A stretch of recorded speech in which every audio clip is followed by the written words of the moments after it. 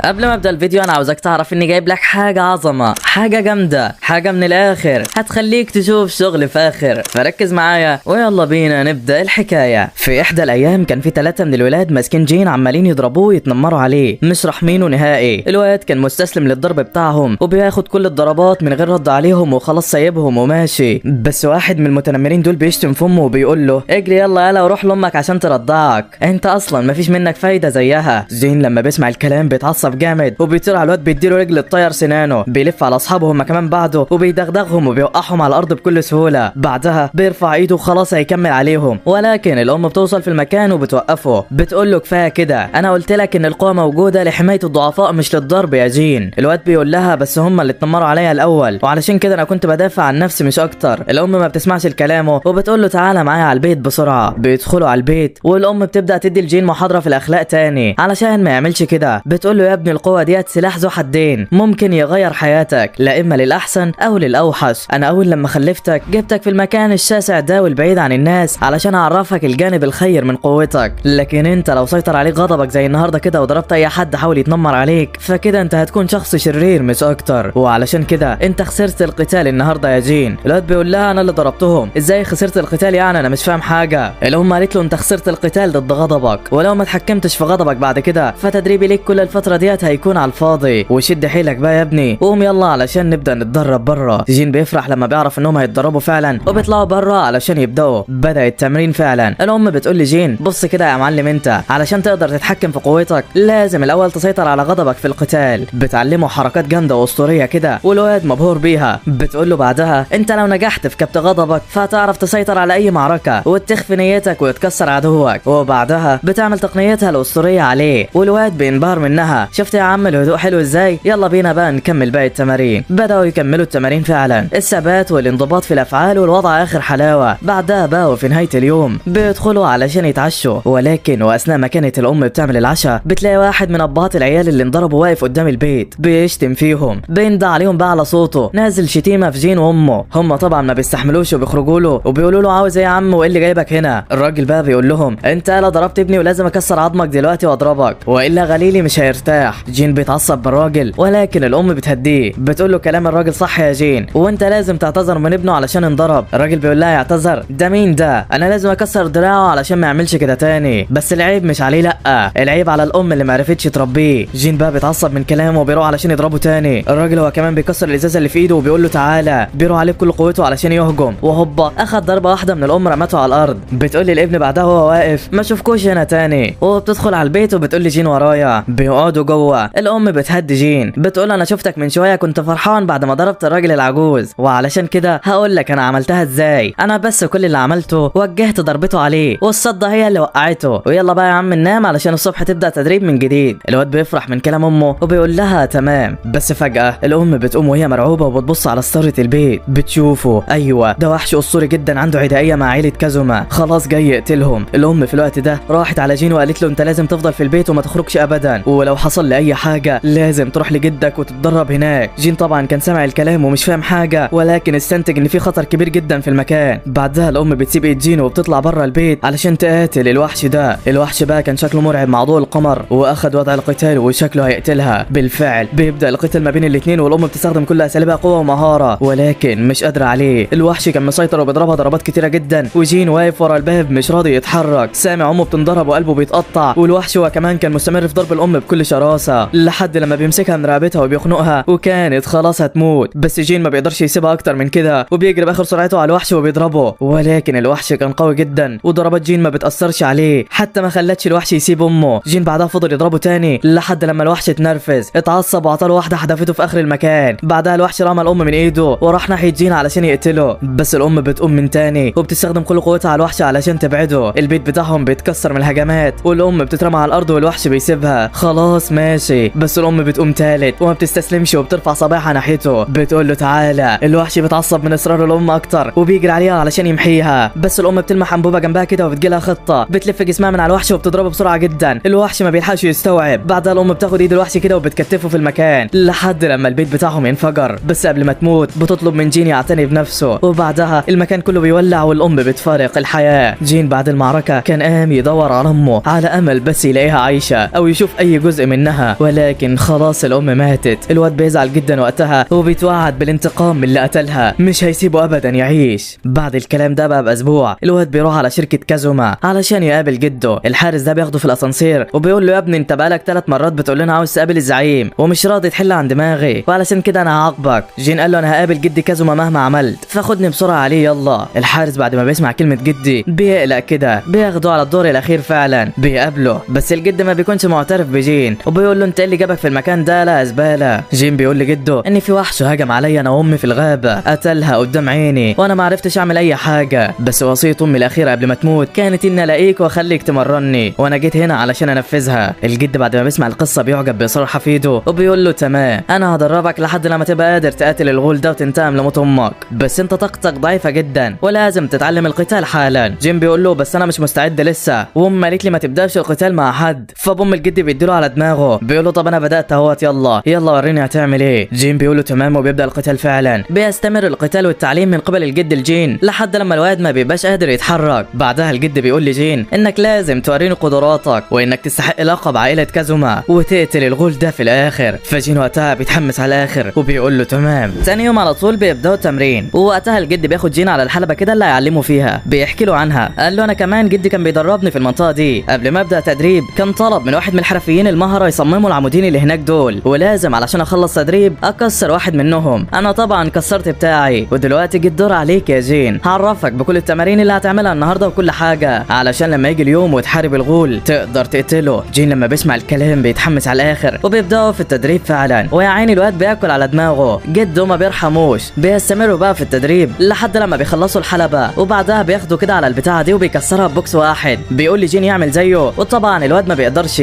بيستمروا في التدريب بقى ليل نهار، وجين عمال يتطور، بياكل على دماغه من جده وبيتدرب، وفعلا في تطور ملحوظ لحد لما الجد بياخده كده وبيحط طوبه قدامه وبيقول له اكسرها يلا. الواد بيتحمس كده وهوب جاتك خيبه يالا، ما عرفش يكسر حاجه. الجد بقى بيحط دست الطوب كده قدامه وبوم بايد واحده بينهي الموضوع ده. دي البدايه بس يا حبيبي، انا عاوزك تجيب اخرك. وفعلا استمر التدريب فتره كبيره لحد لما في يوم الجد بيعمل عشاء وبيعزم جين على هناك علشان في ضيف مهم جاي لهم النهارده. ايوه ده جايب لهم اخبار عن الغول والقلاده اللي بتعرف بمكانه، فرحان طبعا على الاخر. الجد بقى بعد ما بيشوف الراجل بيزود في سعر القلاده عن السعر اللي هم متفقين عليه بيقول لجين هاتها بالعافيه. الواد كان متردد كده ولكن بيسمع الكلام. الشخص التاني بقى هو كمان طلع السكينه بتاعته واستهزأ بالواد، مفكره ضعيف ولكن على مين؟ ده جين ابن الجامدين، بيضربه بيوقع السكينه منه بيثبت دراعه. وقتها الجد بيقول له خلص عليه. جين اتردد للحظه كده ولكن سمع الكلام في الاخر، ضربه ووقعه فعلا. وقتها الجد بيقول لجين التردد في اللحظات الحرجه هيكون السبب في موتك، فلازم تنشف وما تترددش تاني والا العواقب هتبقى وخيمه، ولو فضلت بالاسلوب الرحمه دي عمرك ما هتقدر على الغول ابدا. الواد بعد ما بيسمع الكلام ده بيفتكر كل اللي مر بيه زمان وبيقتنع بكلام الجد وبيقول له تمام. بعدها بقى بيستمر في التدريب بكل شراسه مع جده، ما بيسيبوش لحظه واحده. القوه بتبان عليه وجسمه بيتغير والدنيا اخر حلاوه. اخيرا بقى وبعد مرور 4 سنوات جين بيتحدى الجد علشان يتقاتلوا. ايوه ده القتال الاخير والتدريب الاخير النهارده. الجد بيوافق طبعا والاثنين بيستخدموا كل طاقتهم في القتال، والجد كان مسيطر في الاول ولكن بعدها جين عينه بتنور وقوته الاسطوريه بتتفعل وما بيشوفش قدامه. الهجمه الاسطوريه بتاعته هوب اوعى وشك. جين انتصر في القتال على الجد واخيرا كده خلص التدريب بتاعه. الجد بقى هو كمان اعترف بيه وقرر يعمل بطوله القبضه الحديديه. البطوله دي هتجذب انظار كل الناس الاقوياء في العالم علشان الجائزه بتاعتها، وطبعا الغول من ضمنهم لان طاقه القتال بتجذبه. وكل البطوله طبعا كانت قايمه على جين اللي بقى دراع جده اليمين. اخيرا بقى وبعد انتهاء كل التمارين دي جين بيخرج من الحلبه، بس بيشوف كده الحجر ده قدامه واحلى مسا عليه بيكسره. طبعا خلصنا التدريب وهنبدا العظمه، فركز معايا كده بقى يا صديقي علشان الحكايه هتولع، ويلا بينا بقى نكملها.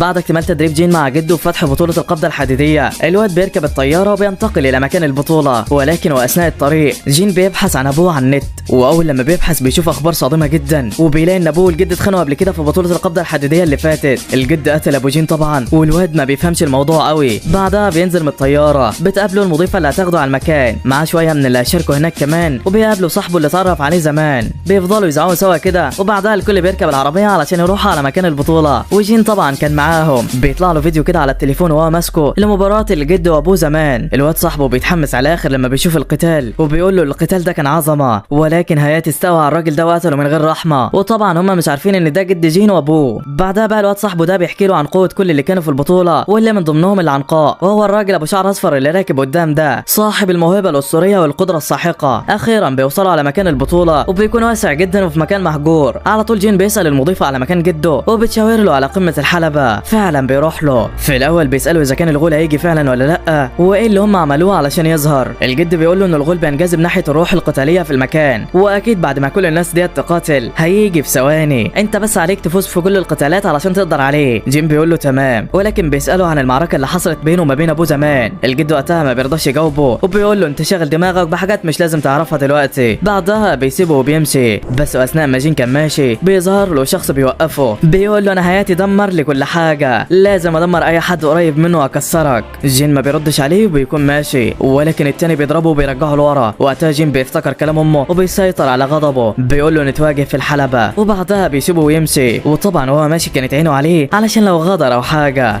بس ما بيعملش حاجه. حياتي بقى كان بيتفرج على كل حاجه بتحصل، وبيقول للبنت اللي معاه خلي جين يقاتل الشخص ده بكره. البنت بتقول له تمام، وبعدها جين بيطلع بره المكان، بيشوف بنت كده من المقاتلين برضه، وبيسالها اذا كانت شافت القتال البطوله اللي فاتت ضد حياتي وابنه. بس البنت بتقول له ان دي حاجه ما ينفعش اتدخل فيها، ولو حشرت نفسك اكتر في عيله كازوما هتتاذى منهم. بعدها بتسيبه وبتمشي، ولكن العنقاء بيسمع جين وهو بيتكلم، وبيقول له تعالى انا احكي لك اللي حصل. جين طبعا بيتصدم كده، ولكن بيقول له احكي لي. فعلا بدا يعرفه كل حاجه حصلت، وان ابن حياتي او ابو جين كان كسب الجوله الاولى، شال ابوه حدفه من على التله، ولكن حياتي ما ماتش في الجوله، رجع تاني وكسره وكسب المعركه. جين بيقول له يعني هو قتله فعلا ولا انت ما تعرفش؟ العنقاء عرف ان هو ما شافوش وهو بيقتله بشكل رسمي، ولكن الناس كلها قالت بكده، وبرضه يعني مالكش دعوه بالموضوع ده اكتر، ولازم تتدرب علشان قتالك بكره. جين بيقول له تمام، وبيسلموا على بعض، وبعدها بيمشوا. على طول بقى جين بيروح على المساعد بتاع جده وبيقول له دخلني. المساعد ما كانش عاوز يدخله عليه، ولكن جين بيدخل بالعافيه. بيقول للجد على طول انت قتلت ابويا ولا لا؟ الجد بيقول له ايوه، ابوك كان مقاتل قوي جدا، ولكن اتسيطر عليه من قبل الشياطين، وعلشان كده انا قتلته. جين طبعا ما كانش فاهم حاجه، وقال له اشرح لي. الجد بدا يشرح له فعلا، عرفه عن الجينه الشيطانيه اللي كانت موجوده في ابوه، اتحكمت فيه، والجينه ديت هي اللي بتجذب الغول لما صاحبها يقاتل، وعلشان كده الغول جالك وقتل امك. الواد ما فهمش حاجه، وقال له جالي ازاي انا ما عنديش الجينه ديت؟ الجد قال له لا عندك، وانت اكيد كنت بتقاتل حد اليوم ده، وعلشان كده الغول عرف مكانك وقتل امك. الواد وقتها بيفتكر انه فعلا ضرب اللي كانوا بيتنمروا عليه زمان، والغول بعدها ظهر. الجد بيقول لجين بقى انا جبتك هنا علشان تحارب الغول وتجذبه في البطوله دي، لازم تركز كل قوتك وتحافظ على عقلك والا هتموت. الواد وقتها بيتحمس جامد، وبيقول له تمام، وشكلها هتولع يا صديقي. وتاني يوم كان جين قاعد بيستعد لمباراته لحد لما بتيجي البنت ديت علشان تتعرف عليه، اسمها شياو، وهي مقاتله برضه في نفس سن جين، شكلها طيبه على الاخر. بتقول له انت قاعد هنا ليه وخصمك نزل على الحلبه وبيجهز نفسه قبل بدايه القتال؟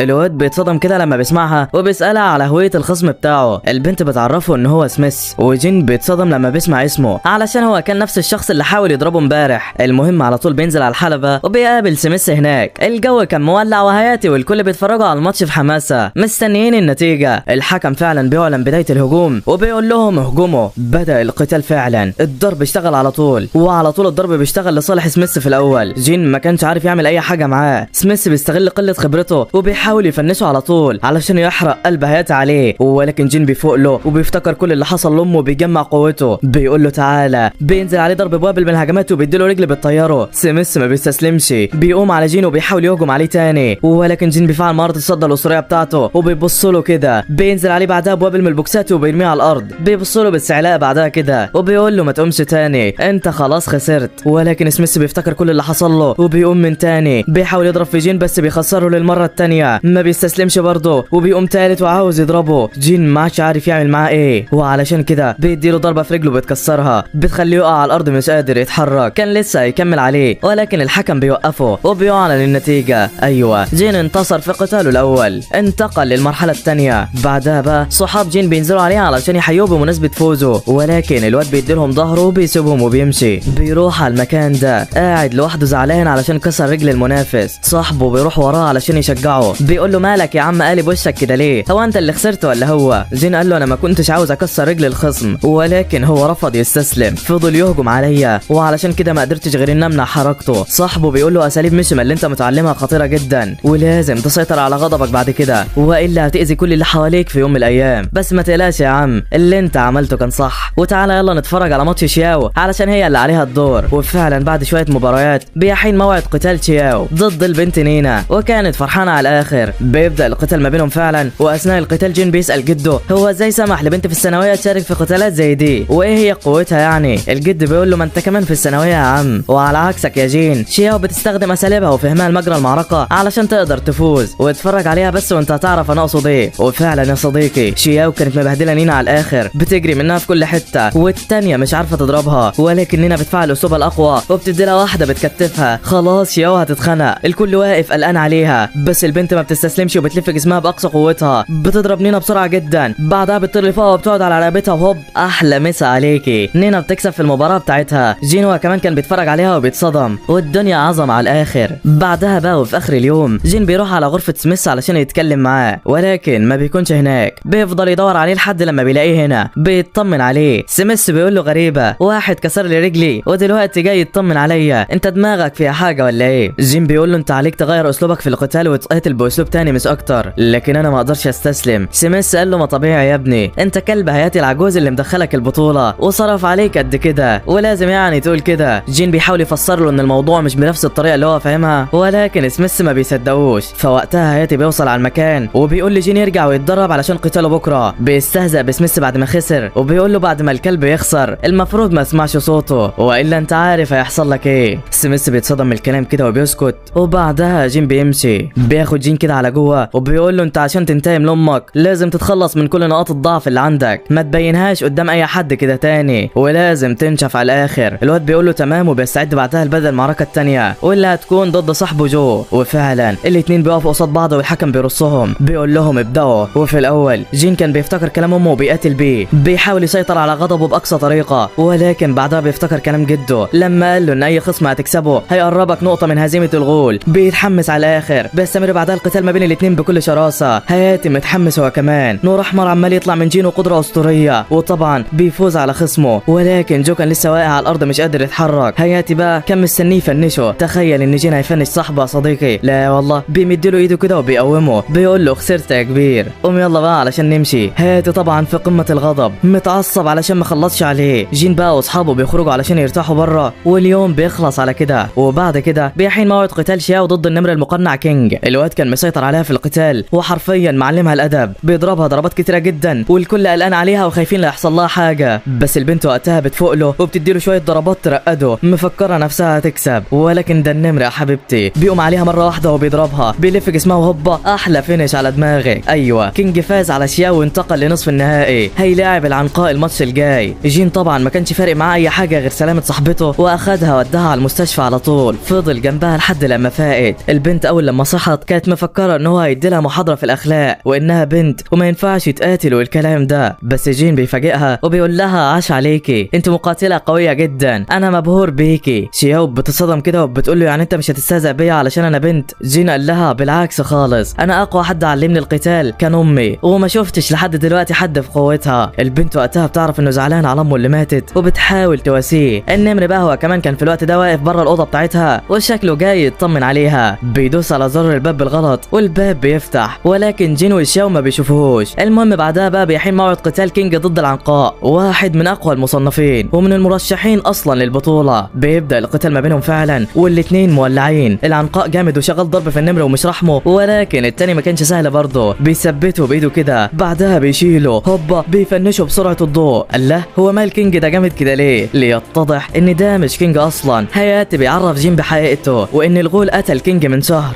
بس ده شخص تاني منتحل شخصيته جاي علشان يفوز بالبطوله، وفعلا بيفوز على العنقاء. بعدها القتال الاخير بيتحدد، كينج ضد جين. يا ترى من سيكون المنتصر بالبطوله؟ بيحدد القتال ما بينهم بكره، وبعدها بتنتهي المعارك النهارده. بالليل بقى كان هاتي بيكلم واحد من الجنود بتوعه علشان الغول، بيساله اذا كان في اي علامه على ظهوره لحد دلوقتي ولا لا. الراجل بيعرفه ان مفيش، وشكل جين لازم يقاتل فتره اطول في الحلبه والا كده الغول مش هيظهر. بعدها هاتي بيسيب المكان ده وبيمشي، ولكن بنت بتطلع له من مكان مختلف وبتحاول تضربه، عاوزه تقتله باي طريقه، بتقول له رجع القلاده يا حرامي. هاتي ما بيسمعش كلامها، بيضربها ويرميها على الارض، شكله خلاص هيقتلها، ولكن جين بيشوفهم في اخر لحظه وبيجري عليها يحميها، بيقول لجده سيبها عليا خلاص انا هتصرف معاها دلوقتي. الجد مش موافق وعاوز لسه يضربها، بس جين جين بيمنعه، فبعدها بيقول له تمام وبيسيبه وبيمشي. وبعد لما هاتي بيمشي الواد بيقوم البنت وبيسالها عن سبب اللي هي عملته. البنت قالت له ما تعملش فيها نفسك طيب، انا سمعتك وانت بتناديله جدي من شويه، انت من عيله كازوما، العيله الوسخه اللي سرقت قلاده امي ومش عاوزه ترجعها لحد دلوقتي. جين بيقول لها احنا ما سرقناش حاجه، ده واحد جابها لنا ودفعنا حقها. البنت قالت له ما الواحد ده سرقها من امي. جين قال لها انا محتاج القلاده ديت علشان الغول هو اللي قتل امي ولازم انتقم منه، واوعدك بعد القتال ده هرجعها لك. البنت قالت له انت ما تعرفش حاجه، تعرف ان جدك هو اللي حرر الغول قبل كده، جدك مش طيب زي ما انت فاكر يا جين، ولو انت زي ما انت بتقول جاي تنتقم فلازم تعرف مين السبب الحقيقي في موتها. الواد وقتها بيتصدم لما بيسمع الكلام وبيفهم ان الجد ليه ايد في الموضوع. بيقول لها بكره بعد القتال قلادتك هترجع لك،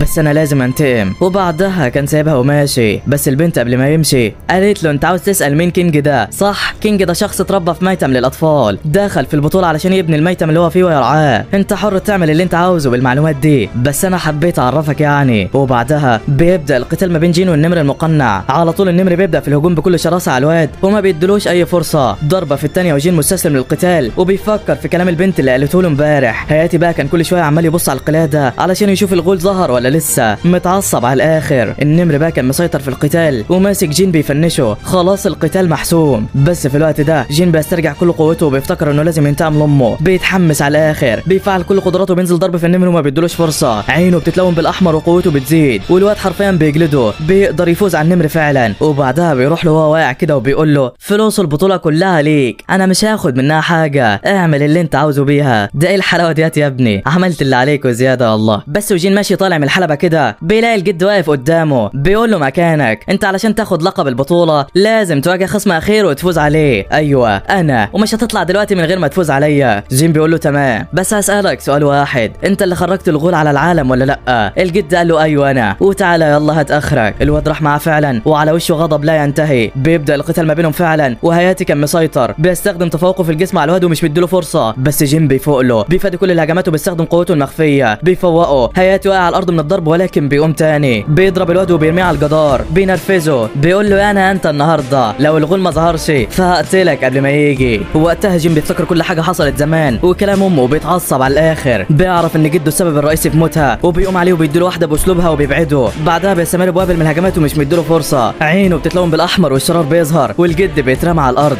القلاده بتقع من ايده، ايوه بتتلون بالاخضر، السما هي كمان بتتلون بالاخضر، الغول بيظهر بينزل من السما نزول مرعب جدا. جين لما بيشوفه بيفتكر كل حاجه حصلت، ازاي امه اتقتلت بابشع الطرق، بيتعصب على الاخر، بيهجم على الغول بكل شراسه. ايوه حانت ساعه الانتقام. في الوقت ده كل اصدقاء جين كانوا متعصبين، ازاي الواد هيقتله بعد 3 جولات مرتاحش فيهم ساعه، جسمه لسه مصاب اصلا. الجد بيوقفهم بيقول لهم ده قتال جين محدش يتدخل. وفعلا يا صديقي في الوقت ده جين كان ماسك الغول وحرفيا جلده، بيضربه بيهينه بيرميه على الارض، وايه العظمه ديت يا ابني. ولكن الغول ما كانش سهل برضه، امله علشان يكسره، بيضربه ضربات كتيره وبيوقعه، بيشيله من رجله وبيرميه على الارض. الكل عاوز يتدخل برضه ولكن هياتي بيمنعهم، واقف يتفرج وسايب حفيده ينضرب قدامه، مش فارق معاه اصلا وشكله عاوزه يموت. تخيل بقى ان جين بعد ما يفتكر امه هيموت بالسهوله ديت يا صديقي. لا والله الواد بيولع من حماسه وبيقوم على الغول يدغدغه، الضربه في الثانيه في الثالثه حرفيا مش رحمه. الكل كان بيتفرج ومذهول من القوه ديت. الغول هو كمان كان ما استحملش وخلاص وقع على الارض. ايوه جين كسب، بس فجاه السما بتنور بالاخضر تاني، بتضرب الغول من جديد، بتدمر الحلبه اللي هم فيها، بتوقعهم لتحت. الكل كان واقع مش قادر يتحرك، بيبصوا على اللي فوقهم. ايوه الغول اتطور كمان درجه، قوته زادت وحرفيا هيجلدهم. هياتي عمال يبص له ويبتسم، سايب ويهجم على جين وبيتفرج عليه. الواد حرفيا عمال يصارع ضده، ولكن ده القتال الرابع ليه، خلاص مش قادر، بيقع على الارض. صحابه لما بيشوفوه بيتدخلوا علشان يضربوا الوحش ويحموه، بس مش قادرين عليه. الواد بقى وهو واقع وراهم شايفهم بيعافروا علشانه، بيضربوا في الغول ولكن مش قادرين عليه. شياو هي كمان بتتمسك من رقبتها وخلاص هتموت. الواد بيشوفها وهي ممسوكه وبيفتكر نفس مشهد موت امه، بيفتكر كل حاجه حصلت له وانه هيخسر تاني علشان ضعيف. بيقول في نفسه لا انا مش هخسر تاني، لا. بيقوم نفسه بالعافيه وعينه بتطق شرار، الجينه الشيطانيه اللي جواه بتظهر اخيرا. بوم بيطير على الوحش وبيديله رجل بالطياره، بيظهر من ورا تانية وضربتين كمان على السريع. الغول اتعصب على الاخر، طار لفوق كده، بيدي الجين واحده في بطنه ترقده، بترميه لورا. الكل مصدوم ومستنيين يشوفوا اللي هيفاجئهم. وهوبا جين بينطلق بكل قوته على الغول وما بيرحموش. الهجمه في الثانيه في الثالثه، ده ايه العظمه ديت. الغول حرفيا ما عادش شايف قدامه. الواد هو كمان ما كانش رحمه وبيمسكه من دقنه كده بعد ما بيهينه، وهوبا عطاله النهيه. الغول اخيرا اتهزم، الهاله بتاعته بتختفي من المكان، السما بترجع لطبيعتها. الكل كان فرحان، ولكن هياتي بيتقدم على جين كده